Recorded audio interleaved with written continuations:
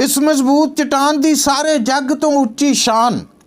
इस मजबूत चट्टान दी सारे जग तो उच्ची शान, जेड़ा इस चट्टान दे वल्ले करेगा यार ध्यान। खुदावंद दे विच तुहाडी सलामती ते खैरियत दा मतलब मैं तुहाडा अपना रफीक आज इस्लाम पेश करदियां होया अर्ज़गुज़ार हाँ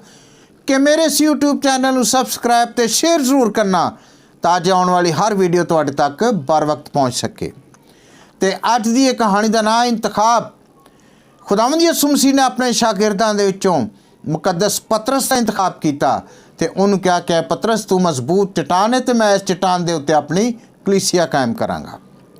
कहंदा है पतरस नाल मुखातब यसू करदा ए फरमान, पतरस नाल मुखातब यसू करदा ए फरमान, रहिंदी दुनिया तीकर पतरस तू मजबूत चट्टान, इस मजबूत चट्टान ते होना एक तमीर मुकान, इस तमीर मुकान दी होनी अरशां तीक उचान, फांडे चक्खड़ आके भावें लखां पै टकरान, इहदे नाल टकरावन वाले हो जावन बेजान, ऐसे होन बेजान जहानों मिटदे जान निशान, जिन्ना मर्जी इहदे नाल टकरान आके तेज़ तूफान, इस मजबूत चट्टान दी सारे जग तो उच्ची शान, जेड़ा इस चट्टान दे वल्ले करेगा यार ध्यान, हथों हथी हो जावनगियां मुश्किलां सब आसान, हथों हथी हो जावनगियां मुश्किलां सब आसान, बन्ने जिन्नू